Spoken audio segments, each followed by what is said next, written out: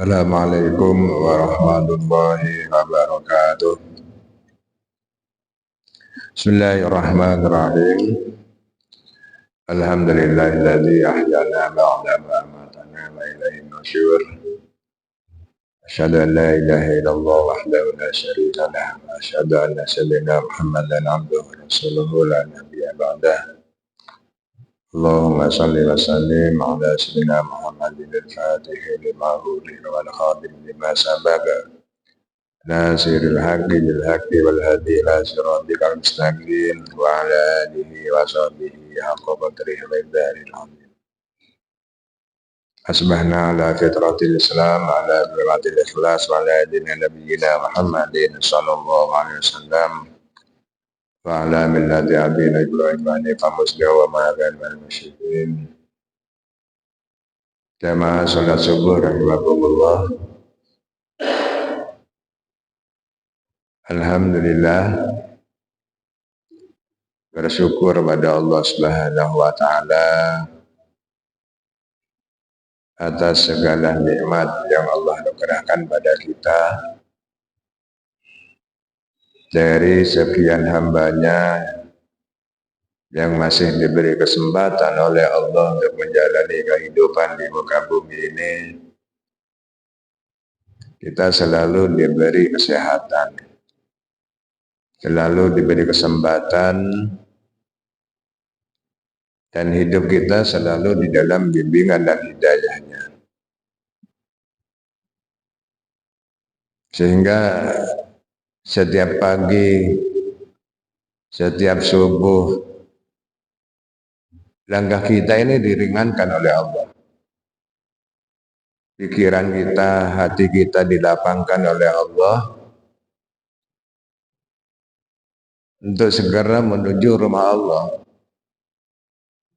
melaksanakan sholat subuh berjamaah. Di malam yang gelap kita berangkat pagi-pagi. Ini adalah merupakan nikmat yang besar dari Allah Subhanahu wa taala yang tidak semua orang mendapatkan nikmat yang luar biasa ini. Karena sholat subuh berjamaah itu adalah merupakan indikator dari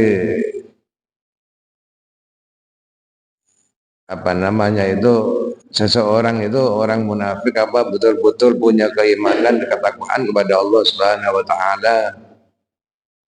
Karena kata Rasul itu sholat yang paling berat bagi orang munafik itu adalah sholat subuh.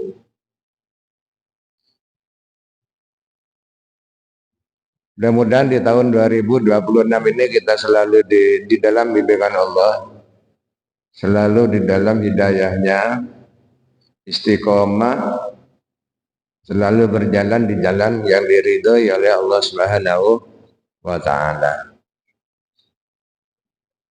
Kita sekarang ini tidak terasa ya, sudah masuk 2026. Waktu berputar begitu cepat. Saya kerasa udik ini kan. Mutemu gulen ini kan pada umur petong bolo ini kan. 69, kalau hijriah 70. Saya kerasa. Betul. Tapi kata Rasulullah, renungkanlah bahwa umur itu bukanlah berapa lama. Kata ulama bahwa umur itu berapa lama kita hidup di dunia, bukan itu. Umur itu bukan berapa panjang perjalanan kita hidup nang dunia. Tapi yang perjalanan kita yang disebut umur itu menuju ajal itulah yang disebut umur. Perjalanan kita menuju ajal, batas kehidupan. Kalau sudah sampai pada batas kehidupan yang sudah ditentukan oleh Allah, maka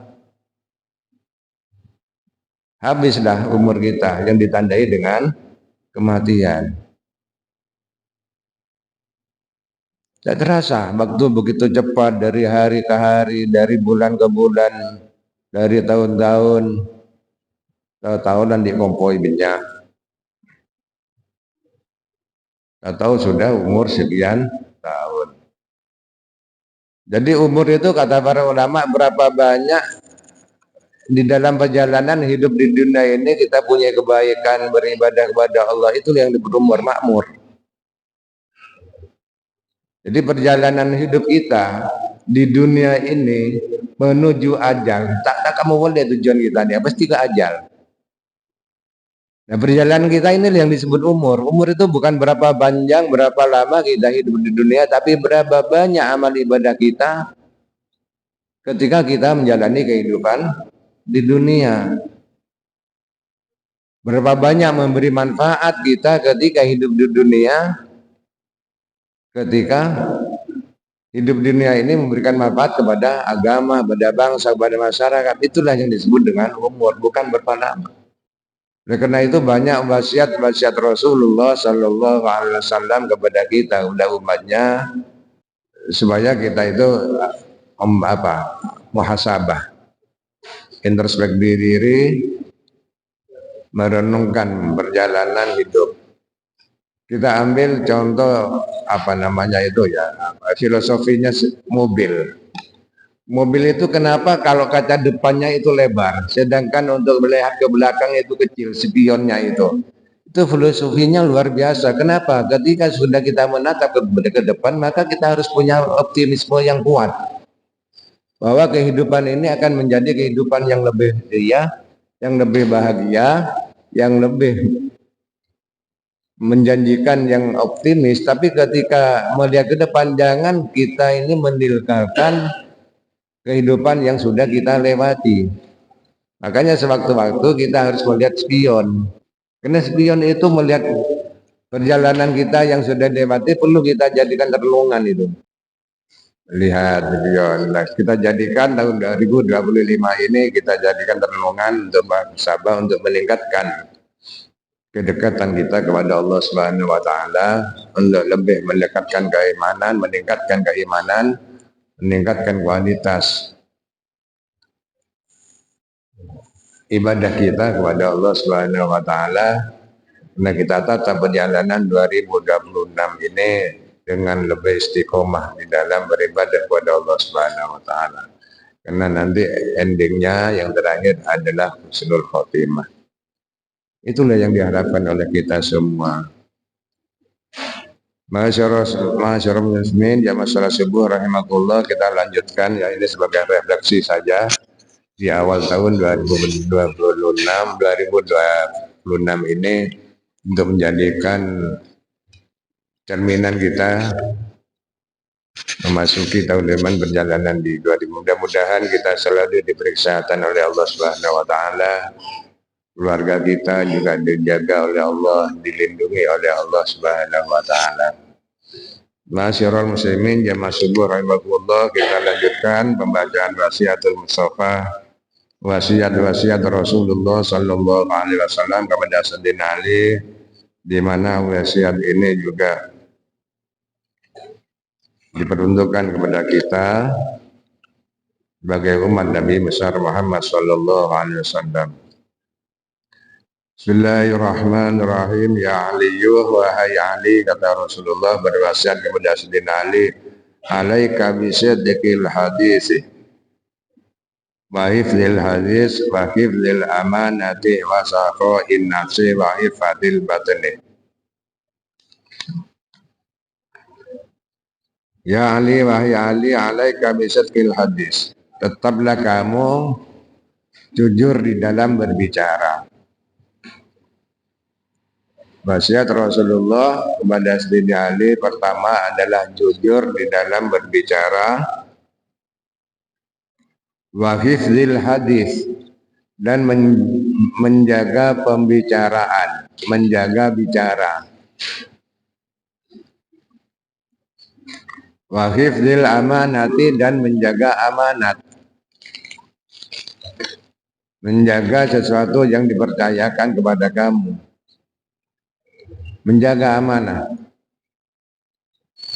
Wa sakha'in nafsi, dan disuruh menjaga wa sakha'in nafsi, dan dermawannya hati, lomannya hati. wa ifatil batini dan menjaga perut. Alaika bisidqil hadis, kata Rasulullah, wahai Ali, membentang apa? Jagalah pembicaraan kamu.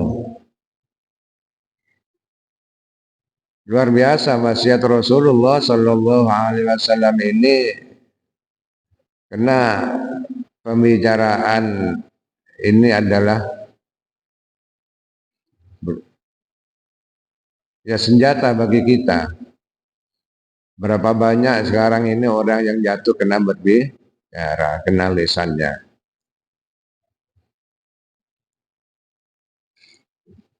Berapa banyak orang yang tidak dipercaya oleh seorang karena apa? Karena pembicaraannya berbeda dengan tidak sejalan dengan pekerjaannya yang dilakukan. Disuruh jaga oleh Rasulullah Sallallahu Alaihi Wasallam di dalam berbicara, suruh jujur. Bisa dekil hadis jujur lah. Memang kejujuran itu seperti wasiat sebelumnya itu adalah pahit bagi kita. Tapi sebaik apapun, bahkan menyakitkan bagi kita jujur itu. Tapi dan bahkan tidak memberikan manfaat di dunia, tapi kemanfaatan orang yang dikatakan sejak jujur itu adalah, kata Rasulullah, akan memberikan manfaat dan kebaikan ketika kita di akhirat. Bisidqil hadis, jujurlah di dalam berbicara. Karena banyak juga hadis-hadis yang lain, wasiat-wasiat Rasulullah, debu-debu dari Rasulullah ini kan yang menekankan pada kejujuran di dalam berbicara. Bahkan di dalam hadis yang kemarin itu bukan hanya berbicara, tapi di dalam segala gerak-gerik kita, di dalam segala aktivitas kita, ini dikatakan Rasulullah supaya kita melakukan dengan jujur. Wa hifdzil hadis, dan juga menjaga pembicaraan. Sehingga ada makol atau hadis itu salamatul lisan bi hifdzil lisan. Jadi selamanya seseorang itu ya karena tergantung pada menjaga bagaimana seseorang itu bisa menjaga lisannya. Orang bisa dipercaya karena lisan, tidak bisa dipercaya karena lisan.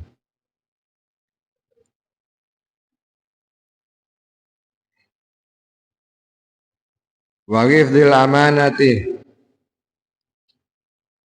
dan juga yang ketiga adalah supaya menjaga amanat kita. Apa yang diberikan, yang diamanahkan kepada kita supaya dijaga oleh Rasulullah Sallallahu Alaihi Wasallam. Karena amanah ini luar biasa. Orang yang mengkhianati amanah itu adalah, kata Rasulullah dalam hadis lain, termasuk tanda-tanda orang munafik. Kenapa negara ini rusak? Karena bangsa Indonesia ini rusak. Ya karena banyak orang yang khianat, banyak orang yang tidak amanah di dalam mengelola negara kita ini, baik di pusat, di daerah maupun di desa. Pembangunan tidak merata, ada pilih kasih dan diskriminasi dan semuanya itu kenapa? Karena tidak amanah di dalam mengelola, terutama penganggaran, di dalam mengelola anggaran itu. Jadi pengkhianatan. Nah, itu pesan Rasulullah Sallallahu Alaihi Wasallam supaya kita jangan, terutama dalam pengelola organisasi seperti masjid ini, terutama masalah keuangan. Betul ini Bapak. Sepeser pun, 1 rupiah pun keuangan tidak transparan di dalam pengelolaan, hilang sudah kepercayaan masyarakat. Oleh karena itu maka terkadang kita ini hanya takut dinilai oleh orang. Tidak ada yang tahu, tak ada. Ayolah di makam sekian, tidak ada yang tahu, tidak ada. Lupa bahwa Allah itu adalah maha memantau, maha melihat.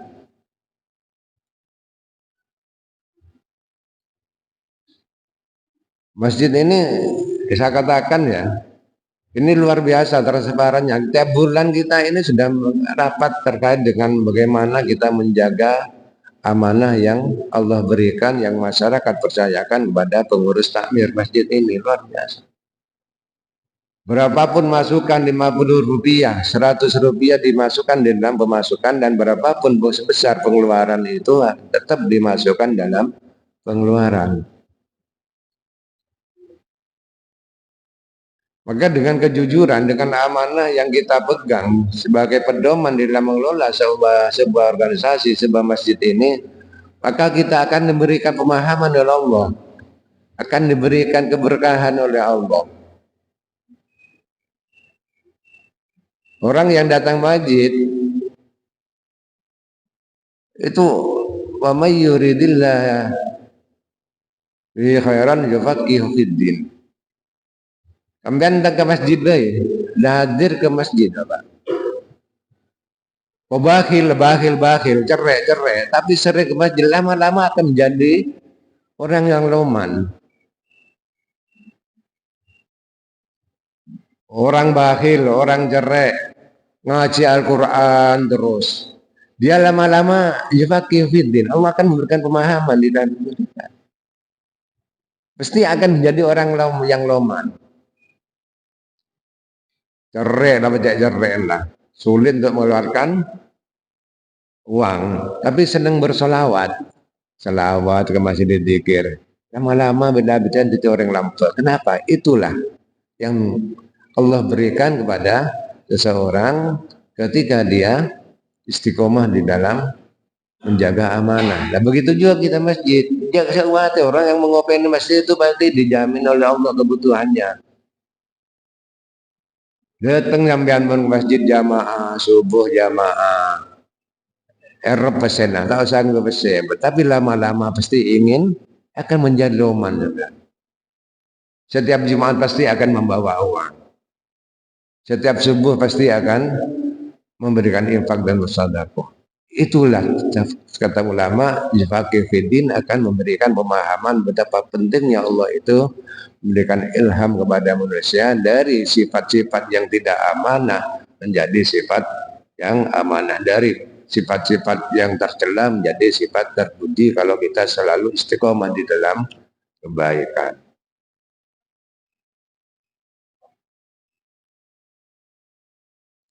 Wasakhoin nafsi wa ifadil batnih, dan juga menjaga perut makanan, dijaga ya, makanan yang halal. Hati-hati ini Bapak Ibu ya.